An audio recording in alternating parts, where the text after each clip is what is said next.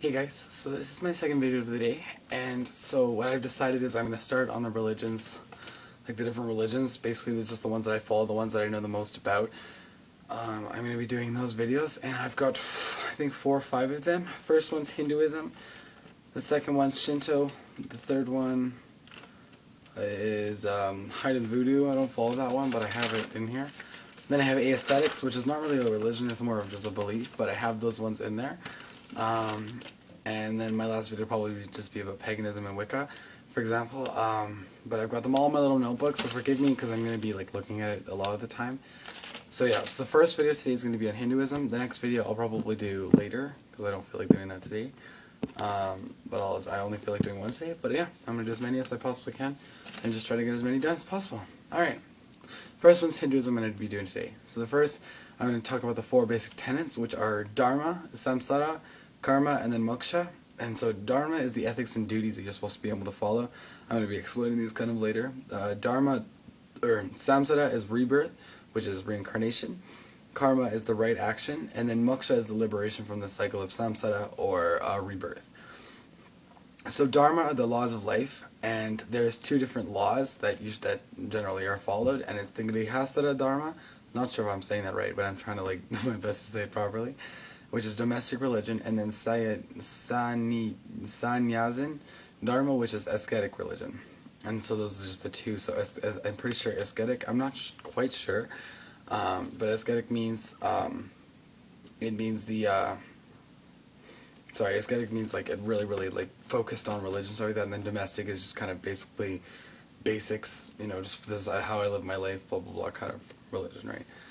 And then there's the 4 goals of Grihastha Dharma, which is Kama, which is sensual pleasure, Artha, which is wealth and prosperity, Moksha, which is liberation of the cycle of rebirth, and then Dharma, which is the laws of life. So what they mean by liberation of the cycle of rebirth, because the goal of Hinduism is to become part of the universe and not part of the rebirth cycle, which means you're constantly just going around that cycle.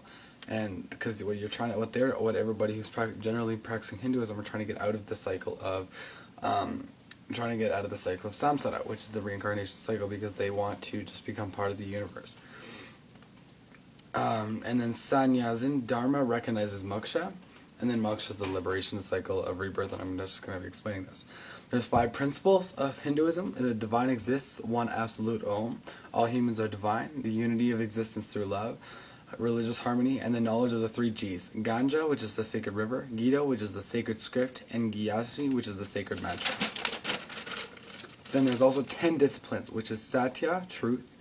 Ahimsa, non-violence. Brahmacharya, which is celibacy. Asteya, no desire to possess or steal. Aparagaya, which is non-corrupt. Sasha, which means cleanliness. Santosh, which means contentment. And Swadhyaya means reading the scriptures. And then Tapas, which is austerity, perseverance, and penance. And the last one's a big one that I can't pronounce, which means regular prayers.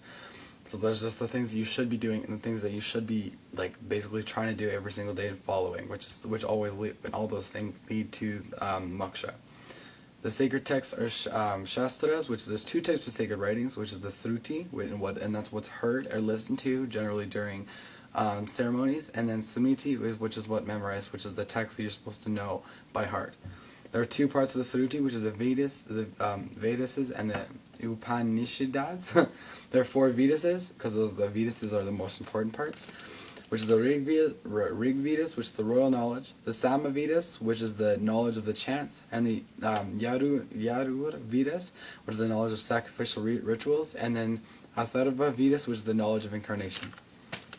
There are 148 Upanishads, but there are only 10 most important, which is the Isa, Kana, Katha, Prashna, Mundakya, Taittiriya, and then the rest. Then there's 3 more that I can't pronounce. There's 3 most important, which is the Bhagavad Gita, the nature of God, one big word that I can't pronounce, which means the problems of life, and then the Ramayana, which is a story of the royal couple of Ayodhya, Ram and Sita. The gods and goddesses can amount to thousands and or millions and represent one absolute Om called the Brahman.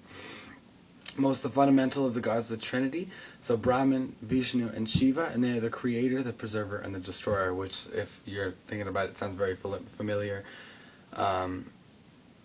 which sounds very, very familiar if you're thinking about like comparing it into most religions. For example, Christianity, like if you're looking about the sign of the cross, like the Father, the Son, and the Holy Spirit. So like God created the universe, Jesus preserved peace on the earth, and the Holy Spirit's going to destroy the universe, right? So that's, they're fairly similar actually. The most fundamental of gods is the Trinity, which is Brahman, Vishnu, and Shiva, and they're the creator. I already said that. And other popular deities include Ganesha, Krishna, and Hanuman. What must be understood is that most people think that Hinduism, the gods just amount to millions, just no matter what, right? They're just there.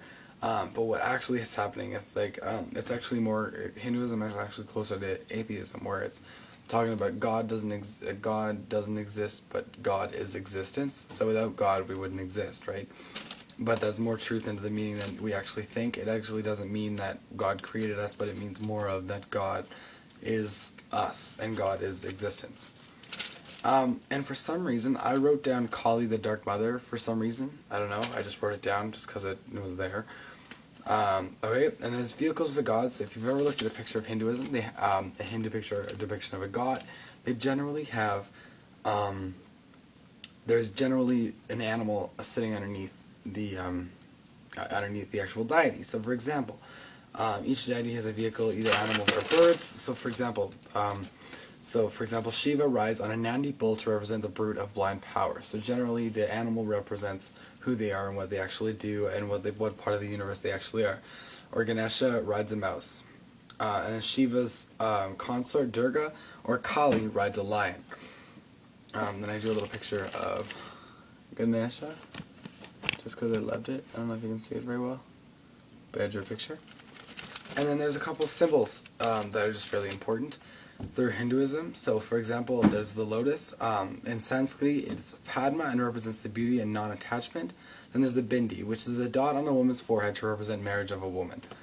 That is all the notes I have on Hinduism. If you want more detail, Google has some great websites, as well as I got all my information off of Wikipedia, as well as just personal reflection, things like that. Hope you guys actually want to do more research into Hinduism. It's very fascinating religion, and I enjoy practicing it very much. Hope you guys have a great day, and love you lots. Bye, guys.